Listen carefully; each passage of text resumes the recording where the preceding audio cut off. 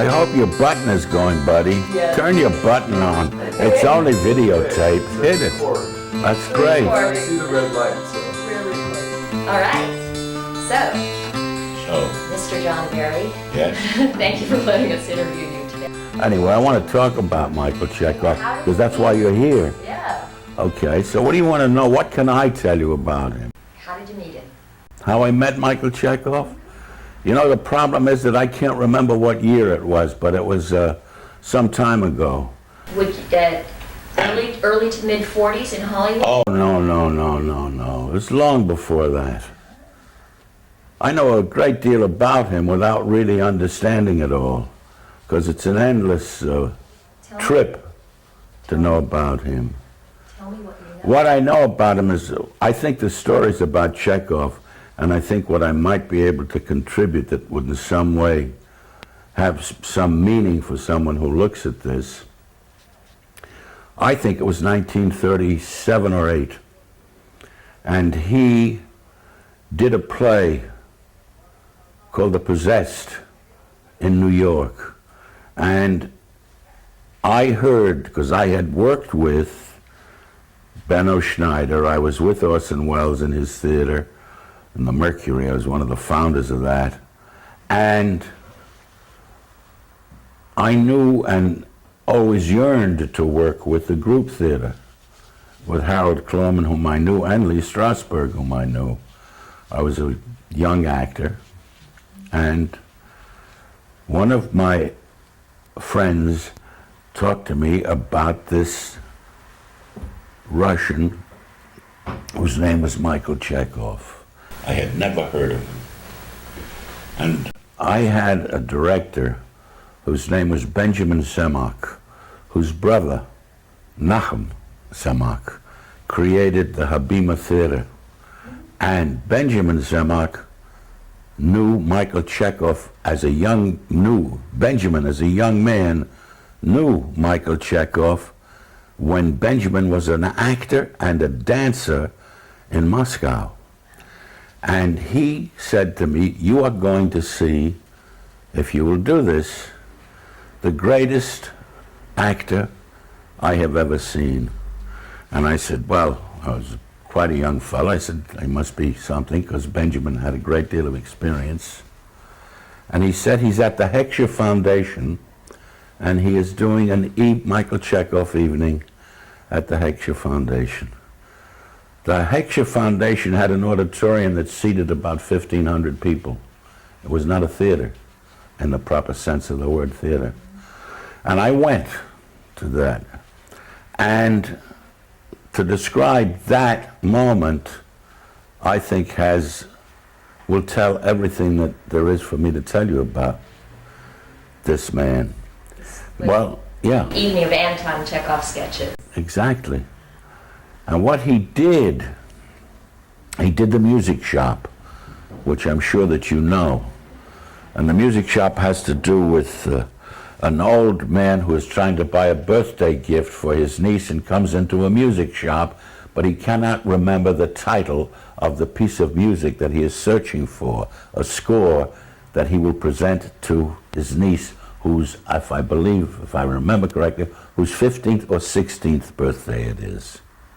And I went to this evening, the curtain went up, and there were these 3 pieces of scenery, flat walls, waving. They were just moving all the time. And there was a man behind a counter the clerk of the store, trying to sell something to a lady or something, who stood at and it was shabby, and it was just utterly meaningless. And I just said, well, it's another hype. Benjamin doesn't know what the hell he's talking about. It's just got to be in a hype. There's nothing here that's interesting. And the back door opened, and there was an old man standing there in a alpaca suit and a white Panama hat, and he had a long white beard that was the inversion of a cone and twirled down to his. And when that door opened, And I saw that man standing there for reasons that I cannot yet explain. There was a wave of warmth and a sense of compassionate and sympathetic feeling for this old man whose arms were loaded with packages, his niece's birthday gifts that he was.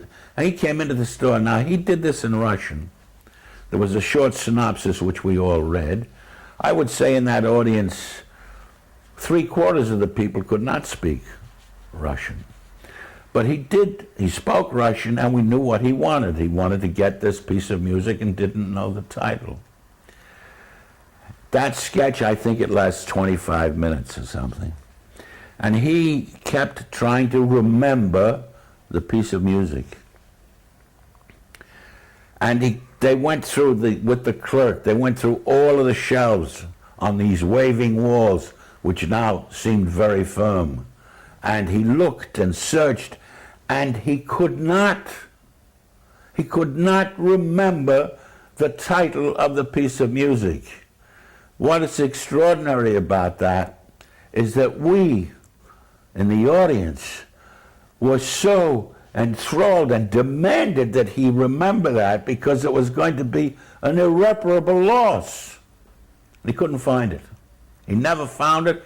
He started out with great regrets, picked up all his packages, and he just said to the clerk in Russian, which, as I said, nobody understood. He said, "It's too bad I can't remember it, because my little niece used to dance to it when we played it, and it was like dee, dee, dee," and he began to sing the music. That's the music she... And suddenly he remembered. Now, when he remembered that, and the clerk and he began to dance in the joy, almost the entire audience was on its feet. Now, what's fascinating about that for me is how that small incident, in which he recounts his entire life through this, emerged as something which, of course, I'm extremely interested in Chekhov or anybody. The illumination of a personal experience which gives something to the spectator that makes him understand something about life that he has lived, but he's not able really to see with that same kind of perception.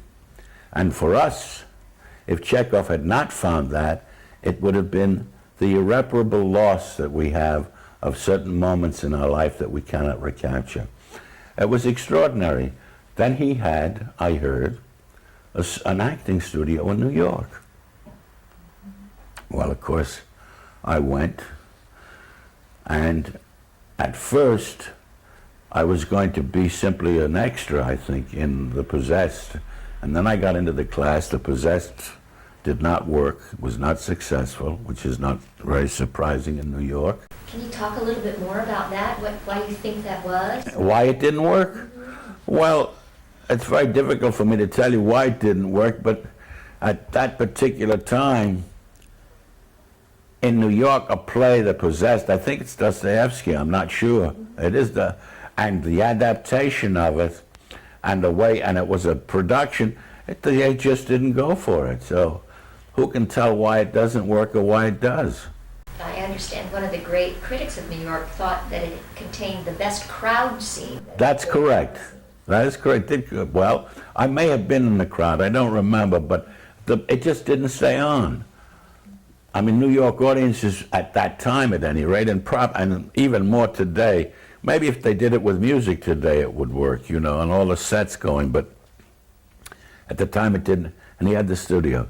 What's interesting is I went to the studio, and I think what's interesting is that in that class was Marty Ritt, the director, an actor whose name is Alfred Ryder, whom was a very, very well-known actor on Broadway.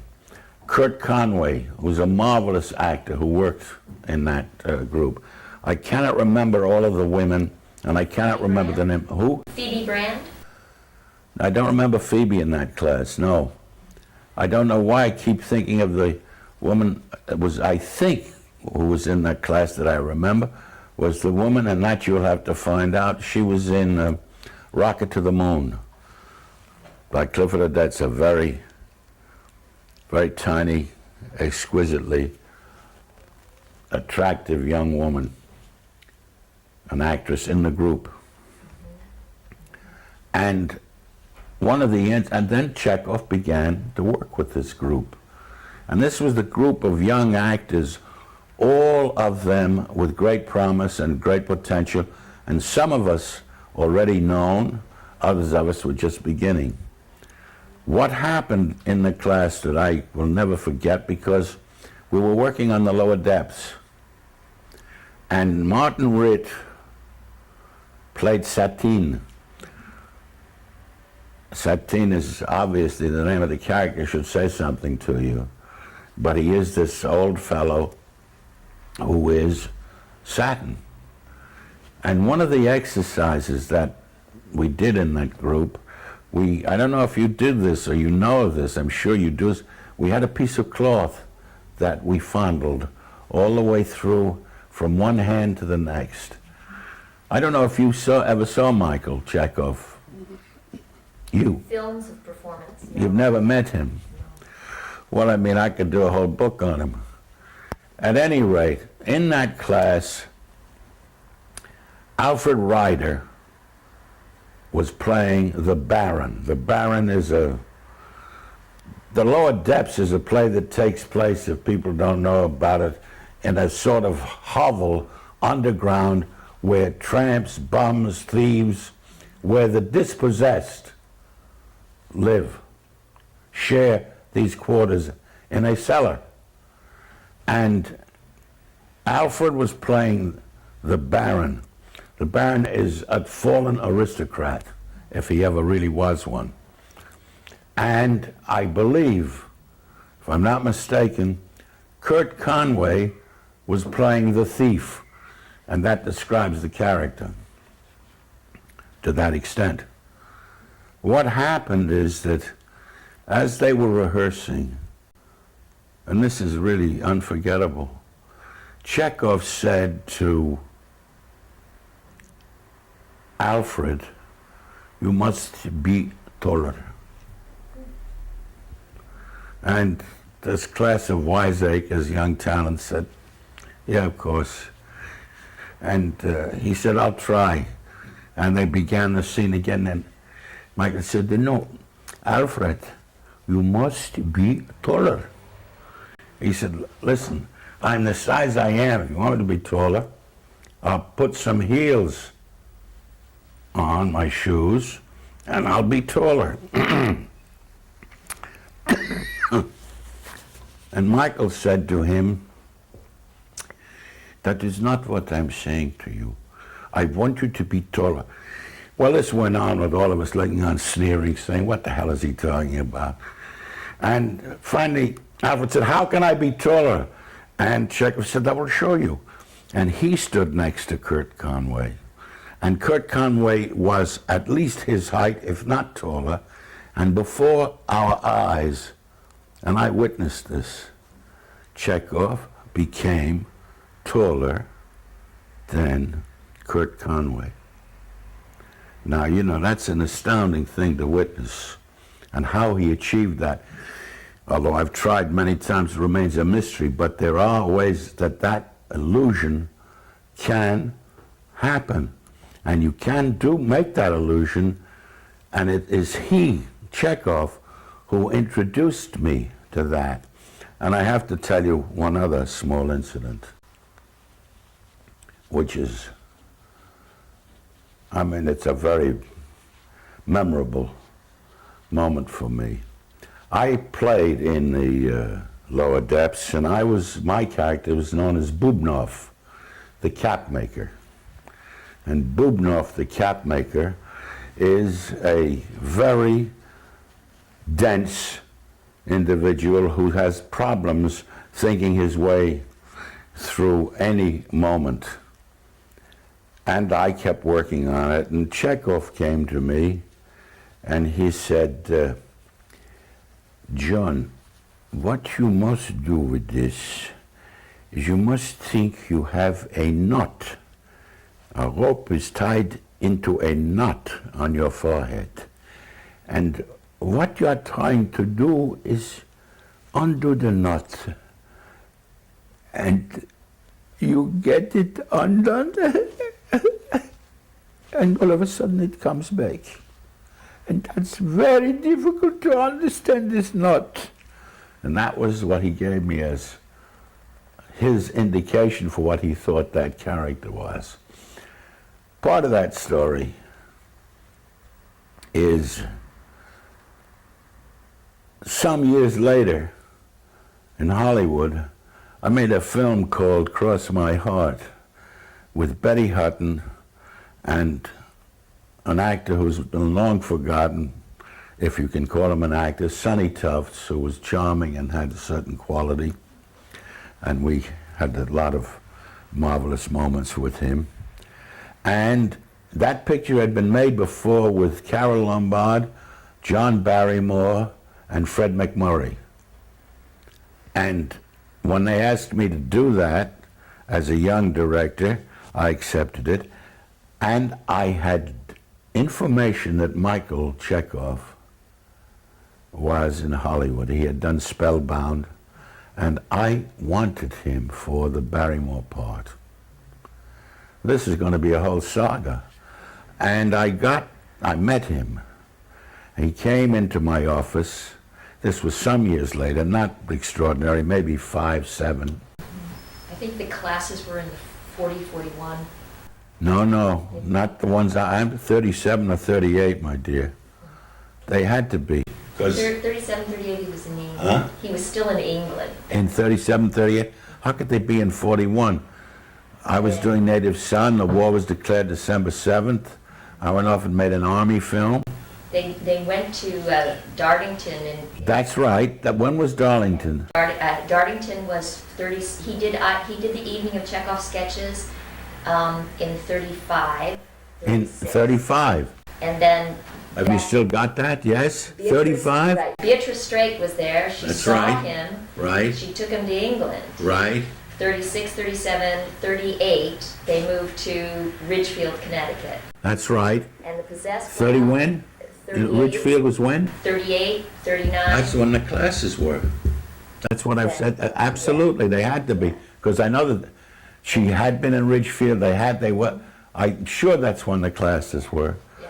So it was the late 30s. Okay, it was the late 30s, and somewhere around the middle 40s, I made Cross My Heart. I think it was 44, 43 or 40. At any rate, I got Chekhov, met him at my office, and he came into the office, and we spoke, and I asked him if he'd read the script, and he would, and would he do the part, and he called me Mr. Berry, and I called him Mr. Chekhov, and we talked about this, and he agreed, and he did not have any sign of recognition of me, none at all. And I did not reveal anything to him at that point because it was my second film. I was still very impressed by actors, and I wanted to be sure that it would go smoothly. And I thought, as he did not say anything, I wouldn't. After all, I'd been a student of his. I was now going to direct him. So I thought we would leave that unspoken. But one day as we were walking down the street past the studios in Paramount, near the commissary, and we were talking, I said to him, "May I call you Michael? Because I keep calling you Mr. Chekhov." And he said, "Of course, if I can call you John." And I said, "Yes, you can." I said, "You don't remember me, do you?" And he looked at me. He had these extraordinary blue eyes, like porcelain blue. They were just piercing and marvelous. He looked at me and he said, "From where should I remember you?" And I said, "Well, I worked for you." "What did you do?" And I think I told him I was an extra in The Possessed, that I understand he wouldn't have. He didn't remember that at all. And I said to him, "But I then was supposed to play a part in a play that we were going to do, that you had formed a group with of students, actors who wanted to take lessons, and also we were going to try and do this production of The Lower Depths. And he said, yes. And I said, you told me something about that character that I've never forgotten, the character I was playing. You told me that I had a knot, a rope tied into a knot in my forehead.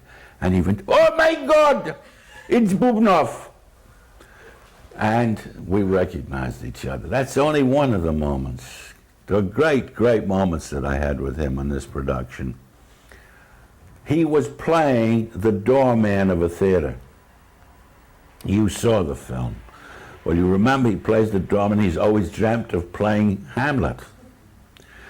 Now, I reconstructed for the movie the exact sets that Barrymore had and the exact costumes that Barrymore used in the production of Hamlet that he had done sometime in the 20s or the early 30s. I think it was in the 20s in London.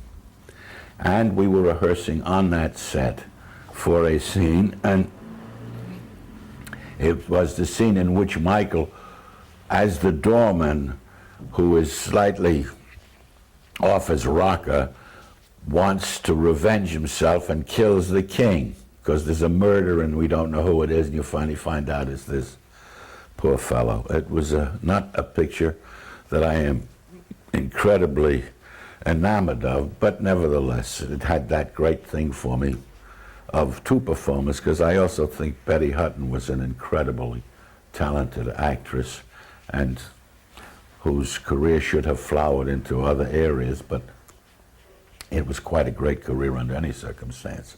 However, on that set, while they were lighting a scene, I went to Chekhov, because by now we were talking, we were very friendly, and I said, why don't you do me a soliloquy from Hamlet? And he looked at me with that wonderful, wise and knowing glance and said, I have not done anything with Hamlet for 15, 20 years, John. I said, I know, but you said when we were together in this class that once you have the part, that it's like it's sculpted in space. You can command it whenever you need to. It is there, it exists once you have mastered the role. You told me that. Now, either what you were telling me was true for you, or you were just coming on with a lot of nonsense and just trying to impress us with this. I don't mind if you don't do it, but you said that if you had a part, you could always recapture it, that you must plunge into it. And of course, the look in his eyes changed, and he walked upstage on this set that was in the studio. He faced the wall, he turned around, he came slowly down towards the front, and he did, "Oh, what a rogue and peasant slave am I," in Russian. That soliloquy. He did the entire soliloquy, and when it was over, the entire crew had stopped working and were looking at this man on a stage in a movie studio, and they all broke out into applause. I mean, it's an unforgettable experience. So, from then on, what I did is I said, I would like you, if you don't mind, to do me a soliloquy whenever we have the time in Russian, and I will try and remember which one it is, though I don't understand the words. And afternoons, we would sometimes get together, and he would do To Be or Not to Be. He was working on King Lear. He would do some moment from King Lear. That's an incredible, incredible story. I think, of course, for me, the great fortune that I had to have known this man, to have worked with him, and to have not only worked with him as an actor, myself being the actor, but also to have had the privilege of directing him. Now, if you like, I can tell you another wonderful story about directing him. We had a marvelous scene which takes place in the movie in which The heroine, played by Betty Hutton, is in prison, and she is visited by the doorman of the theater. And we rehearsed that scene one morning at 9, and we were ready to shoot at 10. The cameras were set up, and we began to go through the scene. And as we were going through the scene, I began to get some other ideas, and I said, Michael, I think it would be perhaps more interesting if instead of you're approaching her here, that you went around that side of the cell, then came back. Oh, very good. And he did that, and we did that. And I said, and I think that this moment here, maybe they should be a little bit closer. And I showed him what I thought. And the scene, which had had a frothy, marvelous, bubbly quality, became less and less funny and less interesting. And we started rehearsing it, and we're ready to shoot as 10. And if you know anything about movies, time is money, etc., even worse in those days than it is now. I stopped at 4 o'clock in the afternoon and said, we'll stop now. I want to take a moment. And I got to Michael and I said, Michael, what's happened? Why is it so heavy? He said, you want light? I said, of course, it's light, it's frothy. He said, then why are you showing me heavy? Every move that I made not as an actor, but as a director. And he immediately said, you create an atmosphere heavy. If you want light, you must show me light. And we finally did get the scene. I mean, I think those are extraordinary things to know. Zhdanov, I left the country in 50 and came to France, had been here for years, and I went back, and sometime, I can't remember when it was, I think I went back in 68 or 69, I stayed in the States and I did some things, and speaking for myself, this is one of the great compliments of my existence as a theatrical and motion picture director.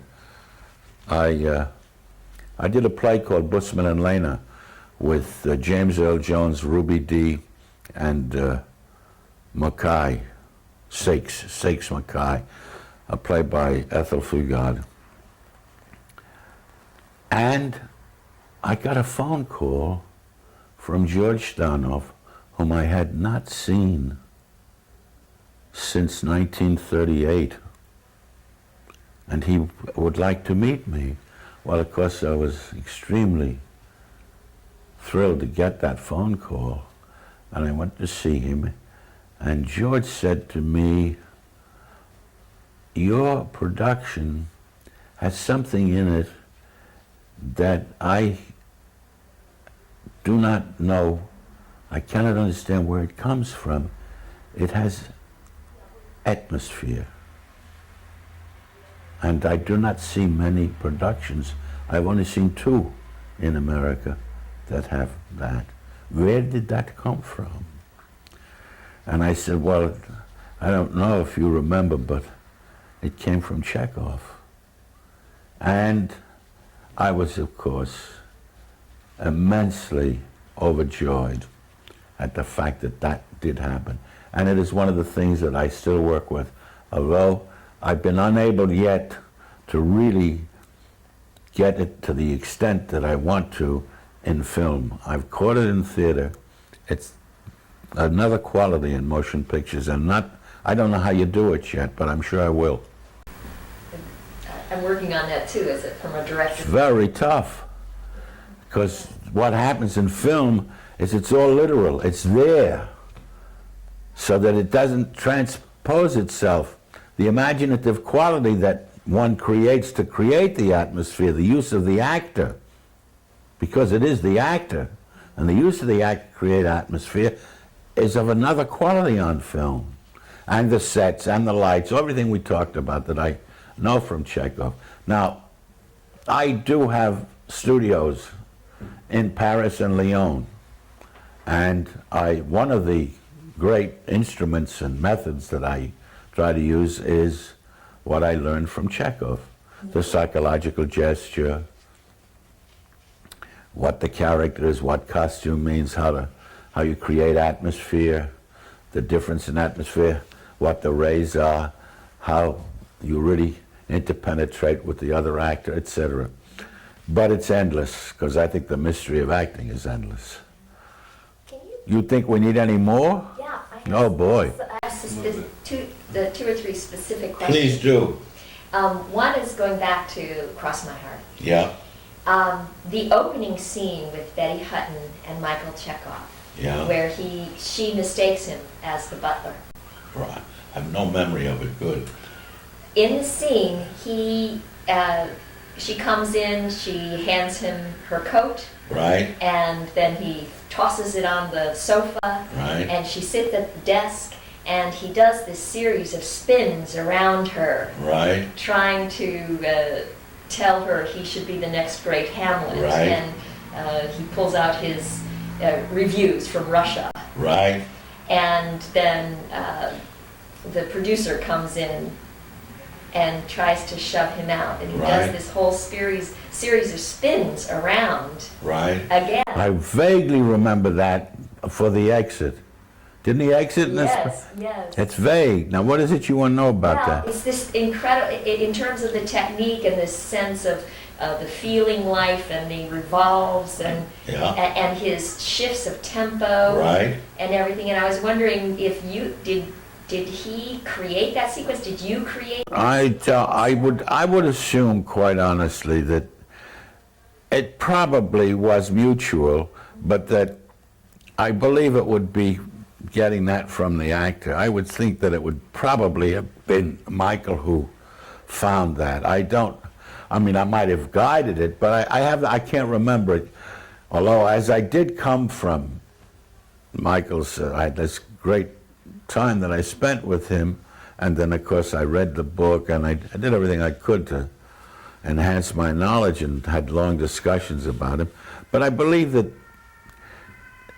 he would probably have been at the origin of with one movement or another that I might have developed. I'd like you mentioned Hamlet because that's part of the movie. Did you know about his production of Hamlet in Russia? Mm-hmm. Do you know that it was one of the reasons that he left Russia? Well, you know that whole story. You can tell me. Well, I don't mind telling you, but it's just like, you know that I made a film in Russia while it was still the Soviet Union. And Brezhnev was the secretary of the Communist Party, and he was the head of the Soviet Union. That was when I began that picture. And of course, when I went back there, I immediately began to investigate Chekhov. Now, what happened is Chekhov had described this to me in his production of Hamlet. As I understand and remember it, there was no ghost. That the ghost was a image formed in Hamlet's mind by his trance and existed. Did you know that? Huh? Okay, I don't, but even if, it's okay, even if you do not, I love that story.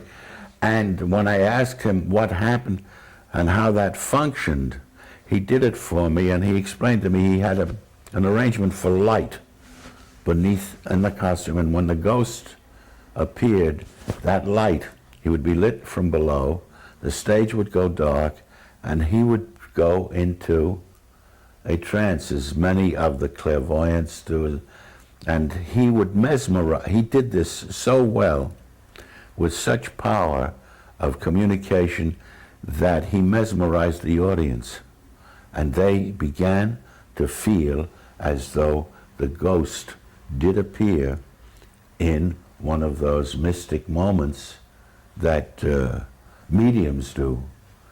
And this was why, at that particular time, the Soviets did not approve of this. They considered it occult, mystic, which it is, and they were right, but they would not abide by it, they would not tolerate it, and they closed that production of Hamlet.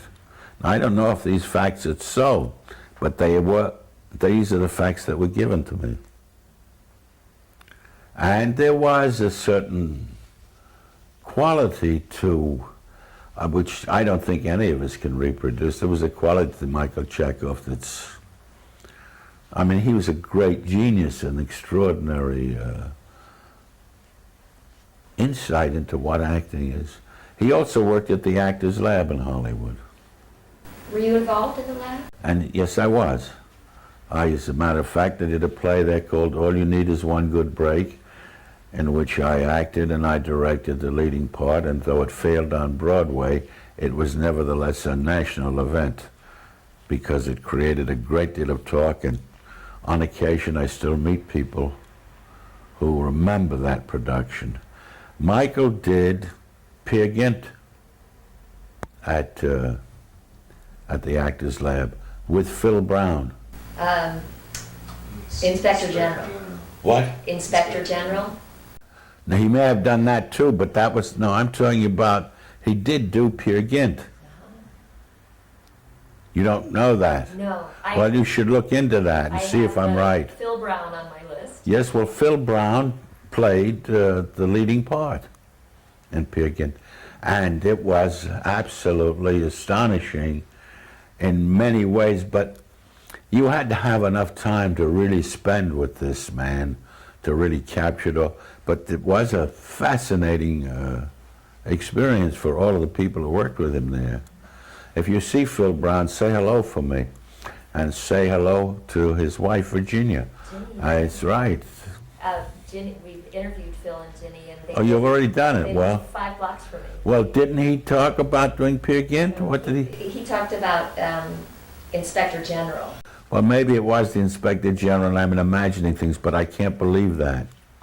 So I don't think my Ginny memory made would the fail. costumes and, Yes, you know, but the that's fire. so, but I don't know why the hell I remember. Dorothy Bridges did The Daughter, Right. and Lloyd produced. But my God, well, who did Peer Gynt if it wasn't Michael? Or maybe it was Michael. He may have done two things. Maybe, at any rate. Dorothy Bridges Yeah. and Lloyd, we also spoke Right. to, and they were saddened by the fact that a lot of the Actors Lab people couldn't quite negotiate the approach. Michael's approach to acting. Well, it's very tough. I mean, it does take a certain amount of openness, generosity, and a willingness to go into areas that most people don't even know exist. And you have to be able to go with that. I'm not sure that I know what the hell it is. And I've been practicing it for over 50 years. What are some of your favorite elements? Any? One of the great moments for me is to try to discover what the hell a psychological gesture is, where it comes from. Do you have any that you can remember and do? Well, I can only tell you that one of the gestures that when I asked Chekhov what was his psychological gesture for Hamlet, he told me it was Gothic. He told me that Hamlet was a student. He told me the world was changing. And he said Gothic, and it is going towards heaven. And he made this gesture. And it's extraordinary as a concept of construction. I said to him, I didn't think that was the gesture for Hamlet. That my gesture for Hamlet was a piercing movement when one tries to understand the world. And that was mine. So, I mean, this kind of thing, I use this sometimes. A little knowledge is dangerous. Well, it is. Sometimes you give that to an actor, he looks at you like you're some kind of a nut, and he says, do you want it to be louder or softer? Where do you want me to stand? Well, that happens. It's normal. I mean, I'm telling some guy, the psychological gesture for this part is a man who feels that there is absolutely no way he can break the chains. He says, this guy is nuts. But if you do lend yourself to that and work with that, there are marvelous things he does. He talks about the difference in being on stage and off stage. And there are exercises which we do, which I do in the studio, in which I tell him, take your coats, your hats, wherever the hell they are, put them where you like. Not, I want you to come home and put them on. That's the improvisation. You're in your own house, you put them on. And then I say, no, when you come on here, you're on a stage. It's not the same. It is not the same thing. You must create that. The knowledge of where you're going from one place to another. What you create. When he talks about the extraordinary interpenetration between yourself and your partner, how the rays that come from you, that interpenetrate with the rays that you receive. Now, if you say that, I'm saying this on camera, who the hell will know what that means? But I know that it does. It means it happens in life. And I have spoken of that. You go into a bar, and there are two guys about to knock each other around, and that tension is overwhelming and felt entirely. And you know that, and they are interpenetrating, man. And when I talk about actors, that is one of the elements that I'm sure counts, that you must use. And it's beyond just relating, which does count. Very important to relate and how. But what the hell are we talking about? People talk, listen. You have to listen on stage. While Chekhov said, not only must you listen, you must hear. Not only because you don't listen. You do, and you don't hear just the sound, you hear the soul. That's what the sound is about. That's the things and those things have to be worked on. And of course, for me, the whole mystery of what it is, why actors are able to communicate those extraordinary moments that do make life clearer, are for me really the height of being a director or an actor, or working in any of these methods. And I think to a great extent that's being erased. Nobody cares about that anymore. We just care about how good looking you are and that your hair should be great and that your muscles should be big. And it's taken away a great deal of that marvelous excitement and the wonder of illuminating human life. A little bit more, when did you meet George? Do you remember when you met George Dalton? I have no memory. I have no memory of having met George, of when I met him. I did meet him. I just have no memory of it. He did the adaptation of The Possessed. He was the... Maybe it was the... I remember George with his black hair as a young man. That's what I remember, this fellow. And you have to understand, of course, David Russian accents. And we were very, very supercilious and highly above all these people who came to teach. But nevertheless, we were interested. Benno Schneider, I don't know if that name has any meaning for, well, he was the Lee Strasberg of that period. He had great acting classes, etc. And he had some of Chekhov. And he was a Russian immigrant, and he knew of Michael. He was more inclined to work with another great Russian director. His name is Vakhtangov, and he subscribed more to that. We could go on for a few years, if you like, about Stanislavski and Chekhov and chasing people through the theater, etc. Mr. Barry, can I just ask one quick question? Do you ever remember George and Michael Chekhov working together? Because they were very good friends and worked closely for many years. I know they were very close. I know that they were together. I know that they shared in all the construction, and I know that I can tell you a story just so that you've stimulated that. Michael had been working on King Lear, and he did not, he was looking for the gesture, the part, all the atmosphere, what it was. He was going through all that, and I think he worked on it for 10 years. And I said, why hasn't he ever done it? And Zhanov said to me, because he was not ready for it. He came to my house, however, knocked on my door, and he said, George, I found it. And he was ready to do it. And that was a story that Zhdanov told me, whether he remembers that or not. Of course, he had been working on it. And I think it's sad that we never had an opportunity even to see it. I saw some of it when I did the movie, just a moment or two, but to not having been able to see that, as Chekhov would have done Lear, we might have found something else out about that play. Heard Hatfield talks about the voice lessons in England, in Dartington. He would go in after Michael Chekhov's voice lesson with their voice teacher, and he would listen by the door to his Lear. And Chekhov, he just spellbound listening to him, and Chekhov told him he hadn't mastered the English language sufficiently for himself. At that time, this would be before. Right, yes it was. That he really wanted to master the English language to do Lear justice. How incredible.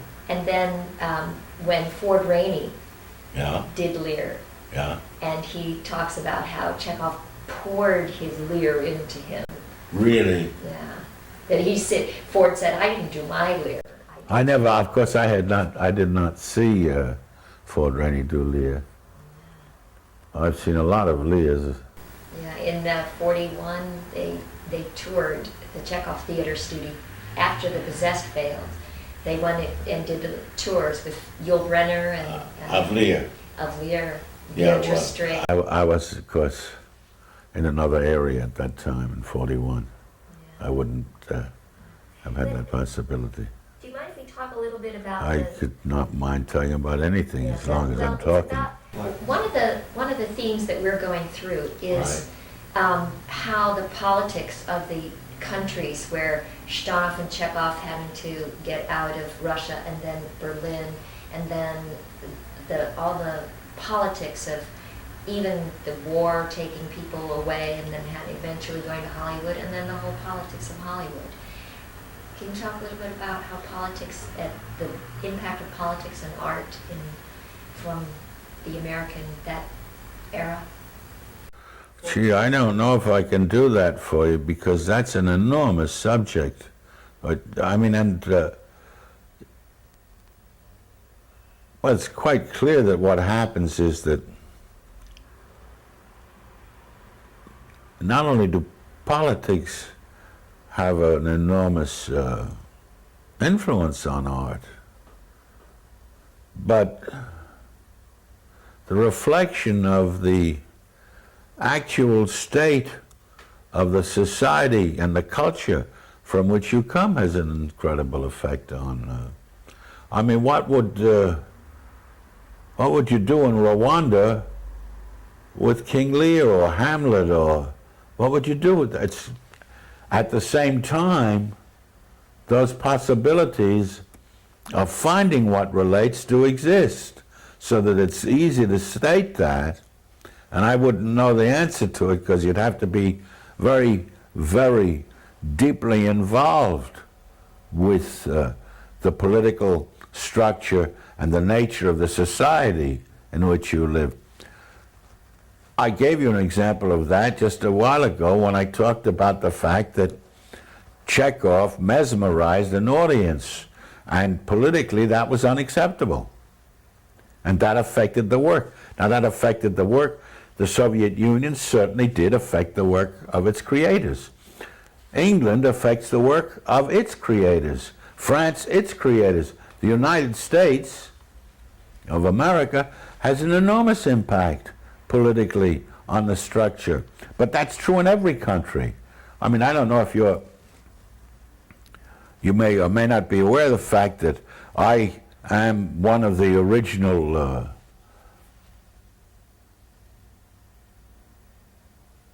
participants in a moment of American life, which is the moment of the blacklist. Well, that had an enormous effect on the culture, in acting and thinking and the whole thing. The fact is, because of the blacklist, a certain change took place in the mentality of everybody involved in making movies, whether we like that or not. And it involves the way in which you perform on a stage. Brecht is an incredible example of how a political structure affects art. So are the Greeks.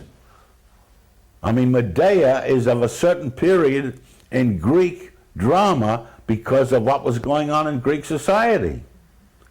So the political and the social and the environment of a society plays, because we are reflections of that, whether we want to or not. We do reflect it. And I think in this particular period that when I talk about Chekhov at the time that he came to the United States, when I first met him, and it was the beginning, there was a terrible conflict and an incredible cataclysmic moment in history that was about to erupt. You were about to go into World War II, for God's sake. And at that point, we were all looking for other means. What is the whole meaning of this? What did it mean? And nevertheless, there was that enormous surge of energy that took place.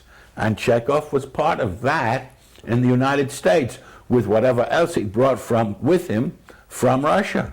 Did he ever reveal to you what that was that he brought from Russia?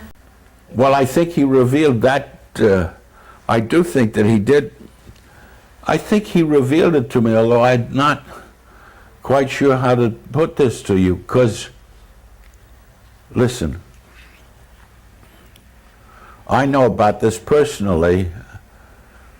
No matter how deeply adapted you become to another society and another country, the roots of where you came from never are dissipated. They never go away. And you can never really penetrate totally into a new society. You can get deeper into it. If you write, and you write in your own language, you still reflect something that's going around you. But if you're an actor, the difference in acting, you said it a moment ago. How does he play King Lear? He has to transpose it from his origins, which have to do with Tsars, with the Slav spirit, with what we call the Slava. He has to transpose that into an English play and into another language. And it's quite different than if you do the play and you interpret it in your own language and bring to it your own past and lay that illumination onto that play, which is about another place. It's a different quality.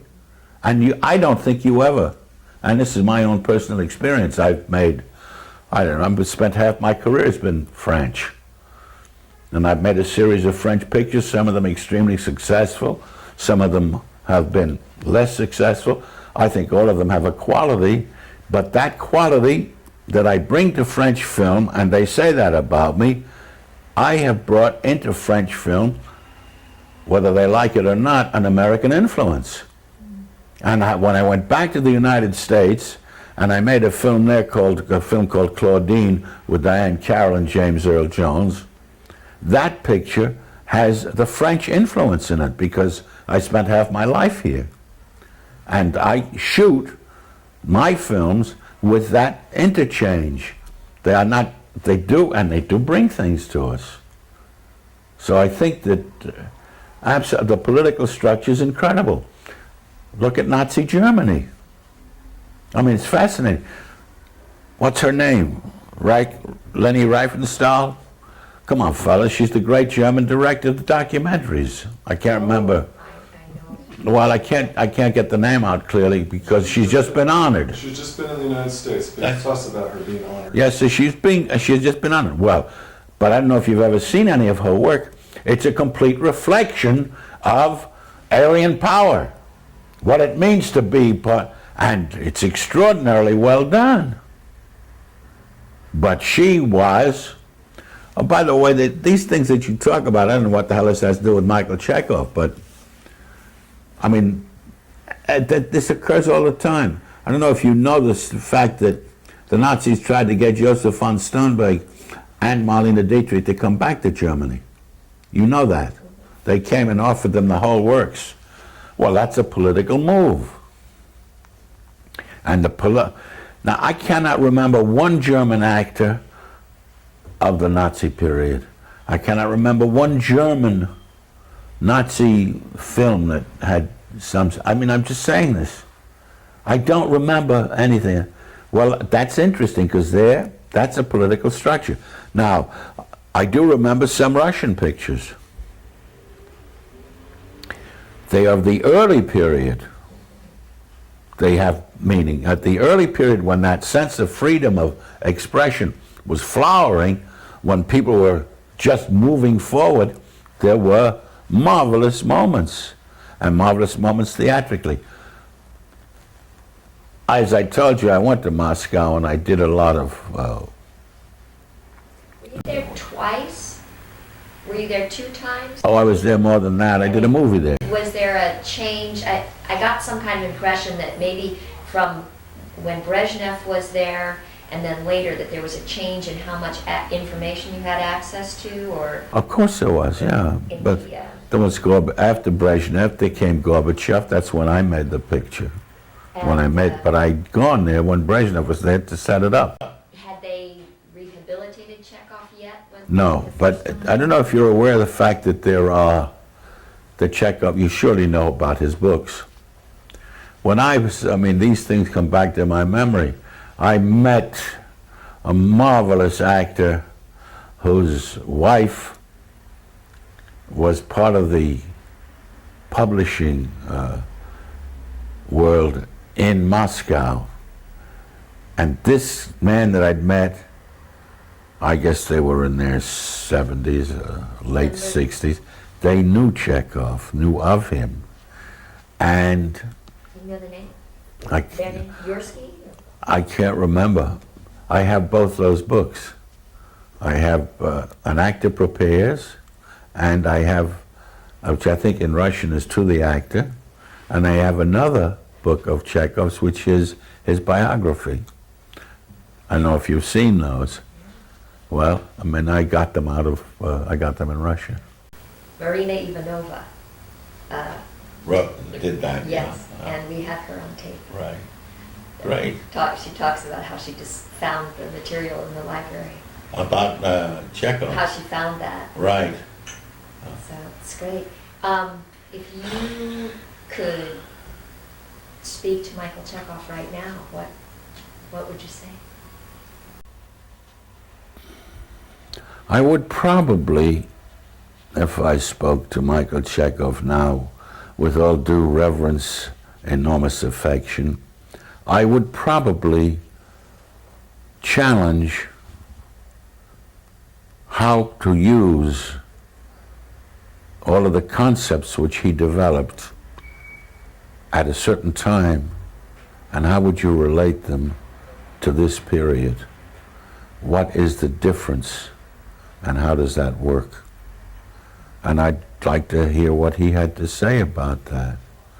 Besides which, I would be extremely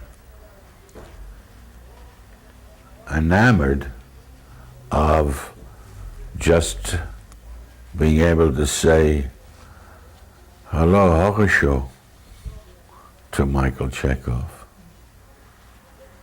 It's it's marvelous to deal with all that. He was, you know, what's incredible is this was a slight man with a rather small voice and a very, very strange elf-like face, and the repertory of roles, the range of what he played is astonishing. And that little man that you met, who suddenly would take you over when he began to work. When you met him otherwise, I think Stonov said that about him. It was this little, it's incredible. I saw him walk onto the stage, and it was a totally different experience than meeting him. There was something else that occurred. I speak of him a great deal as, of course, one of the great experiences, one of the great actors and teachers of this century. That's nothing new, but it's so. What do you attribute the fact that nobody, or hardly, his work is so little known? Well, I think that you're asking me a terribly painful question, and I will tell that very rapidly. When I do my studio, if I speak in France of John Barrymore, most of them don't know who the hell I'm talking about. I think the lack of our attachment to any past experiences generally, as a general fact, is very, very lamentable, because we lose so much. I don't know if you talk to most of the American students, if you talk about Euripides, if you talk about Aeschylus, I don't know if they know what the hell you're talking about. I'm not so sure I know what the hell I'm talking about. But it is necessary to at least to brush up against those things. If I talk in certain areas about Harold Cluman, and I'm sure that's true if you do that in the States, Harold Cluman founded the group theater. It was part of American folklore. If you talk to young actors around now, most of them don't know what the hell you're saying. They don't know who he was, what he did. Lee Strasberg had a public image that is a little more known. There's a little more known, but the publicity of that in the Marilyn Monroe, but not the real depth of his work, nor what he did, nor what he represents, because that's debatable. One can talk about it. But how would anybody, Michael Chekhov, he did 2 pictures, I think, didn't he? He did 3? 11, actually. He did 11 films? You see what I'm saying? What the hell are the 11 films? In English? Song of Russia, 1943. Yes, okay, I know who wrote that. 80s Irish Rose, Spectre of the Yes, I Rose. remember. No, it's the Spectre of the Rose that I remember that he did very much. So it was 3 pictures that I remember him. Rhapsody, Spellbound, Spectre of the Spectre of the Rose, and Cross My Heart, and Rose. Song of Russia. Song of Russia. And 80s Irish Rose. A.B.'s Irish, Michael Chekhov and A.B.'s Irish Rose. I don't think there's anything you can say to me that's more depressing, but that's okay. His last movie was Rhapsody with Elizabeth Taylor. Yes. And some nice scenes in that. I don't even, he had a scene.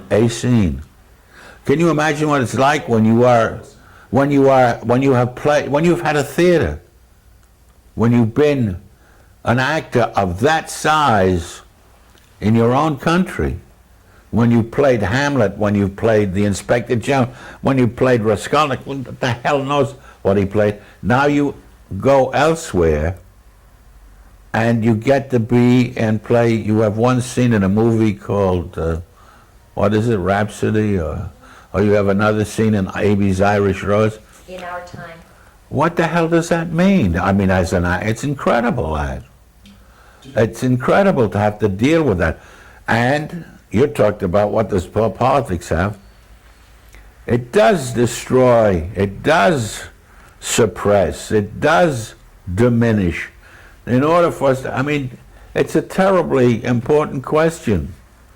You don't want to get into Da Vinci and Well, Chekhov. Michelangelo, but he did, yes, of course, but all of that, they too came out of their time.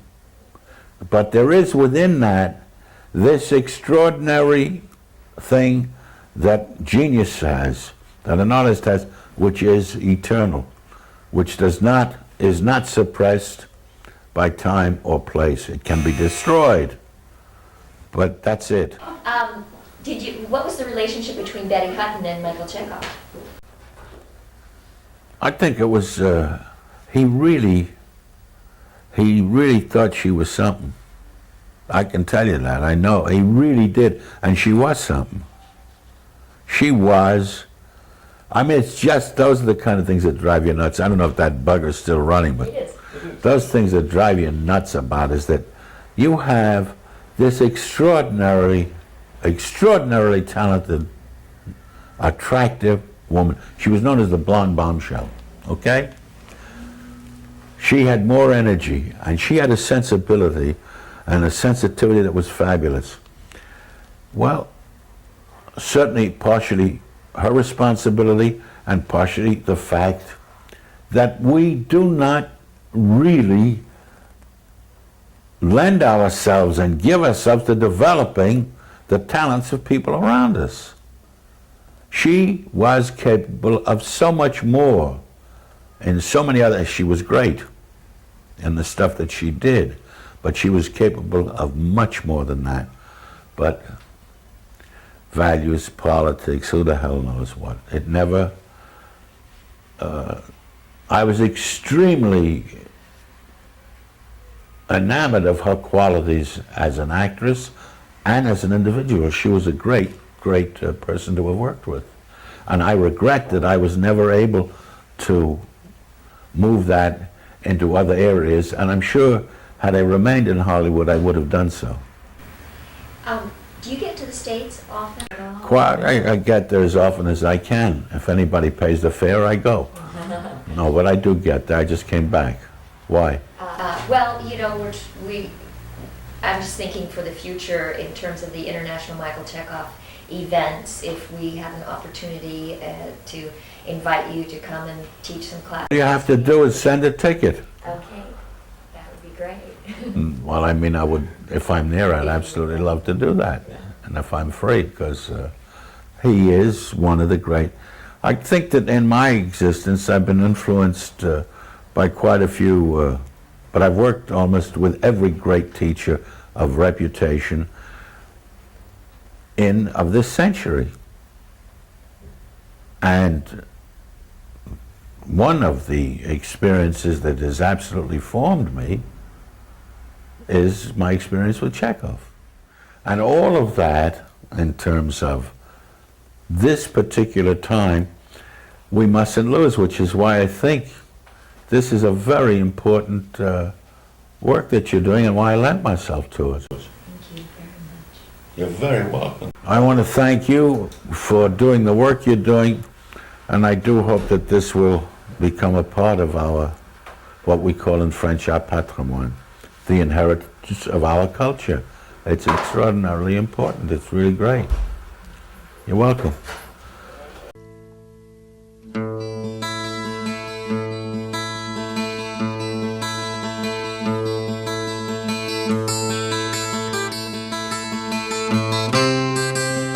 What's up there?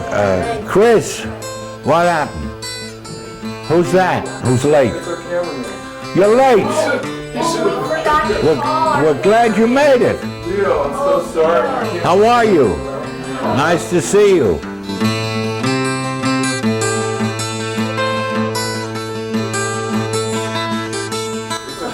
Bon. Tu veux qu'on y va, hein? On a 5 minutes, non mais il faut qu'on... Yes, that's why.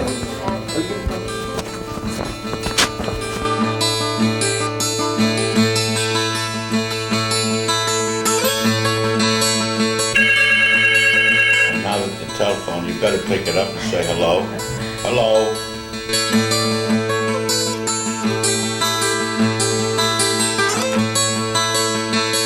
Listen, I don't know where you are, but I'm in the midst of doing a big interview about Michael Chekhov, and I'm being photographed. So if you could, if I could find out where the hell you are, well, give me the number or call me back in an hour.